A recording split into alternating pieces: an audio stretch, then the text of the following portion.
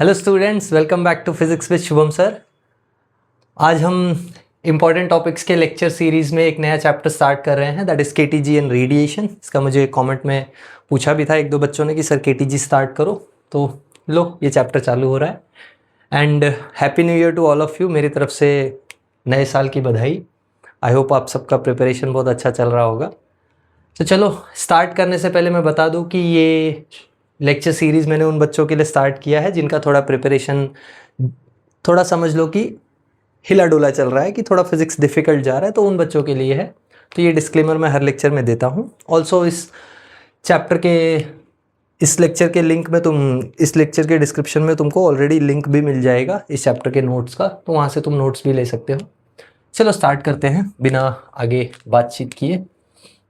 धीरे धीरे लेक्चर में आगे बातचीत करेंगे। पहला टॉपिक जो है इस चैप्टर में, that is very very important, and that is the pressure exerted by an ideal gas। ये जो pressure exerted by ideal gas का डेरिवेशन है, ये बहुत ज़्यादा इम्पॉर्टेंट होता है। एग्ज़ाम में लास्ट वाले सेक्शन डी में ये बार बार पूछता है 4 मार्क्स के लिए, तो ये मैं पहले ही बता दूं कि ये 4 मार्क्स के डेरिवेशन के लिए इम्पॉर्टेंट है। बाकी इस प्रेशर का जो फॉर्मूला आता है उससे एक वेरी इंपॉर्टेंट एक्सप्रेशन है, expression for RMS speed in terms of temperature। ये भी 2 मार्क के लिए एक्सप्रेशन पूछता है, कभी कभी बोलता है यूजिंग द प्रेशर डेरिवेशन या using the pressure exerted by ideal gas show that the RMS speed is directly proportional to, मैं लिख देता हूँ यहाँ पे, VRMS is directly proportional to root of temperature. ये शो करने को बोलता है, या इस पे न्यूमेरिकल भी आने के चांसेस होते हैं। एक गैस होगा जिसका RMS स्पीड किसी एक टेम्परेचर पे दिया होगा, दूसरा टेम्परेचर देके RMS स्पीड पूछ सकता है, तो you can use this relation. I hope तुमको समझ में आ गया होगा क्या बात कर रहा हूँ मैं। इसके बाद आता है इस एक्सप्रेशन में जो जनरल हम एक बहुत इंपॉर्टेंट रिलेशन बात करते हैं, called as Mayer's relation. Mayer's relation का डेरिवेशन 3 मार्क के लिए पूछता है, Cp minus CV equals to R, इसका डेरिवेशन। ये 3 मार्क का डेरिवेशन है, इंपॉर्टेंट, मैं यहाँ पे लिख दे रहा हूँ, दिस इज फॉर 3 मार्क्स। ठीक है, सेक्शन C में आता है, ये बोर्ड एग्जाम में भी आया था पिछले साल 2024 वाले बोर्ड एग्जाम में। देखो धीरे धीरे टाइम कितना जल्दी जा रहा है, तुम्हारा 26 का बोर्ड एग्जाम है, तो 24 के बोर्ड एग्जाम में ये पूछा था Cp minus CV is equals to R proof करने के लिए, या कभी कभी यही डेरिवेशन R/J भी प्रूफ करने को पूछता है, ये भी याद रखो। तो इसमें ज़्यादा डिफरेंस नहीं है, ये तुम डेरिवेशन में देखोगे तो बोथ आर सेम थिंग्स। तो मैं यहाँ पे फिलहाल के लिए ये लेके चलता हूँ, Cp minus CV is equals to R। ठीक है, इसके बाद आते हैं KTG या काइनेटिक थ्योरी ऑफ गैसेस की बात करें तो इतने ही इंपॉर्टेंट टॉपिक्स है, इसमें से अगर तुम करके जाओगे तो चांसेस है कि कोई एक तो आ जाएगा। हाँ, अगर न्यूमेरिकल की बात की जाए, 1 मार्क वाले न्यूमेरिकल वेरी शॉर्ट आंसर वाला जो सेक्शन ए होता है, उसमें चांसेस होते हैं कि तुमको energy, kinetic energy of ideal gas पे क्वेश्चन पूछ सकता है। तो kinetic energy of ideal gas, that too in terms of temperature ज़्यादा इंपॉर्टेंट होता है। कभी कभी बोल देगा 1 लीटर ऑफ आइडियल गैस का काइनेटिक एनर्जी बताओ इन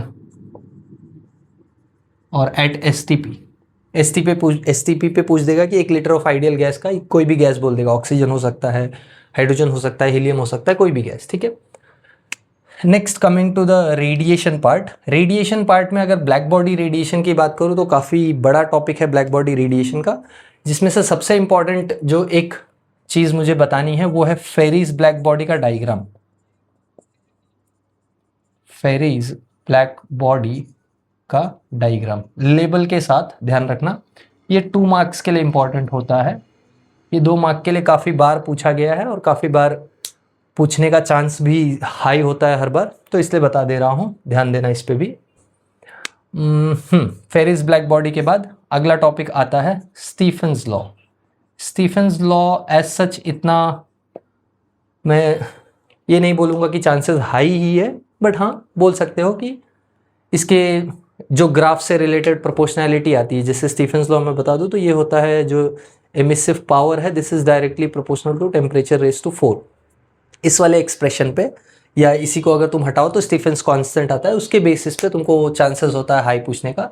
बाकी न्यूमेरिकल की बात की जाए तो numericals from text book specifically, ये मैं हर लेक्चर में तुमको बताता भी हूँ, तुमको शायद मैंने बताया भी है कि तुम्हारा जो बोर्ड एग्जाम में न्यूमेरिकल्स आता है वो टेक्स्ट बुक से ही आता है स्पेसिफिकली, वो भी अनसॉल्व वाले हाई चांस होते हैं आने के, सॉल्व एग्जाम्पल आने का चांस कम होता है, तो अनसॉल्व वाले कर लेना। उसमें से भी स्पेसिफिकली अगर मैं बताऊँ तो आरएमएस स्पीड के न्यूमेरिकल ये वाले कर लो अच्छे से। फिर ब्लैक बॉडी रेडिएशन का मैं बात करूँ तो स्टीफेंस लॉ पे 1-2 न्यूमेरिकल कर लेना, एंड काइनेटिक एनर्जी पे, kinetic energy of ideal gas, 3-4 numericals होंगे इसमें टोटल। तो ये 3-4 न्यूमेरिकल्स भी प्रैक्टिस करके जाते हो तो तुम्हारा ये चैप्टर का न्यूमेरिकल्स वाला पार्ट सॉर्ट हो जाएगा, ठीक है।